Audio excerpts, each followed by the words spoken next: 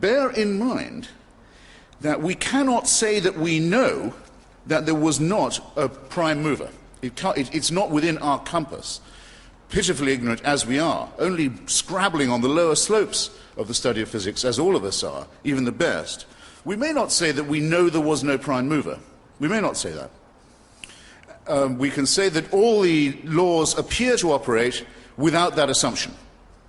It's very, very, very rare indeed to meet a physicist of any standing, from Einstein onwards, who is not at the most a Spinozist. In other words, someone who might say there could be a pantheism somewhere, there could be a force, but there is no way you can take a step from the laws of physics, the observable creation of the cosmos, that leads you to the belief that there is an intervening personal God who does answer prayers, who does watch over you, who does notice what you're up to, who does mind what you do, who you sleep with and in what position, what you eat and on what days of the week, what propitiations and sacrifices you will make, what commandments you will observe. There is no possible way, no one's even tried it, of getting from the laws of physics or biology to any such idea. So from the person who says, I'm a deist, I don't think all of this can be an accident, there must be some cosmic force, I say, I can't disprove it, though I think the cosmos functions without it, but you have all your work, sir, or ma'am,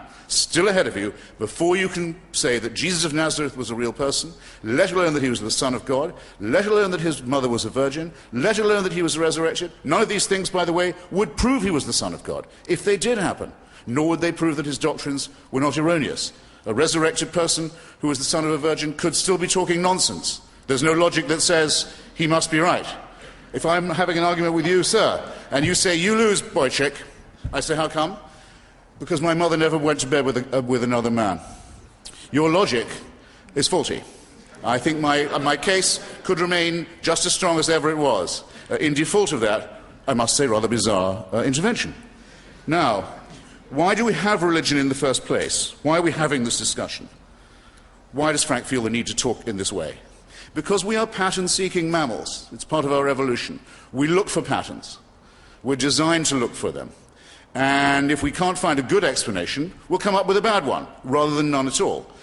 Most people would rather have a conspiracy theory than no theory. It's very observable that. There's a lot of junk science around before good science arrives. Before we have astronomy, we have astrology. Before we have chemistry, we have alchemy. All of these things are derivatives of religion, because in a very sinister verse of the Bible that used to upset me when I was being forced to listen to it as a little boy, it says, seek and ye shall find. Yes, that's exactly right. Seek and you will find.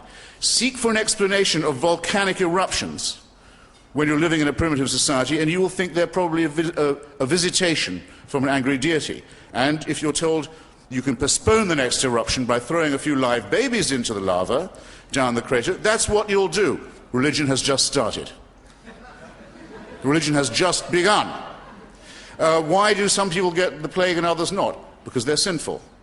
Where's the plague coming from in the first place? It's a punishment from God, and or, in early Christian society, the Jews have poisoned the wells. So we'll go and get them. Again. Because we already hate them because they killed our Redeemer. They committed deicide. All of them did. All of them. No one's exempt.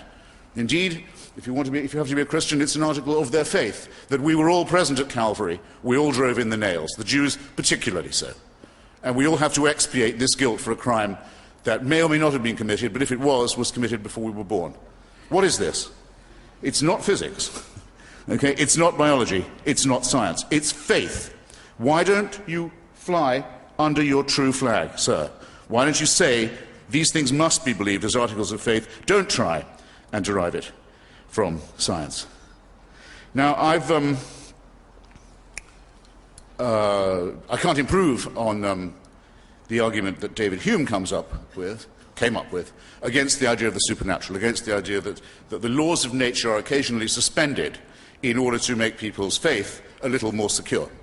Ambrose Bierce, in his Devil's Dictionary, you may remember, says under prayer, under P for prayer, a request that the laws of nature be suspended in favor of the petitioner, himself admittedly unworthy. David Hume puts it a little more acidly than that. He says, if you see the laws of nature apparently suspended, Perhaps a virgin's given birth. Perhaps a leper has suddenly stopped being a leper. Who knows what it might be? You know the sort of thing. You have to ask yourself one of two things. Well, actually, you have to ask yourself both.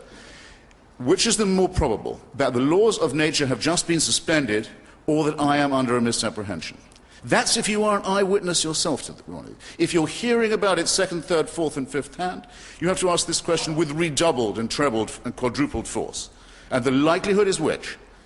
That the laws of nature were suspended, or that somebody maybe garbled, maybe a rumor got around. If you make this assumption, then nothing is mysterious about reality. Nothing is mysterious at all. It would explain why everyone seems to die and no one comes back. No longer a mystery about that. It would explain why some people are cured of leprosy and other even worse diseases if they go to the doctor, and if that doctor has access to certain kinds of drugs, but not if they don't. The great theologian Lancelot Andrewes, the Archbishop of Canterbury, during the Black Death, wondered. He said, it seems odd to me. There are people who go to church and pray, and they give their tithes, and they do everything that they're supposed to do, and they lead godly lives, and yet they seem to die of the plague just as much as the sinners do. He went to his grave, the Archbishop, not realizing that he'd very nearly stumbled on a very good point.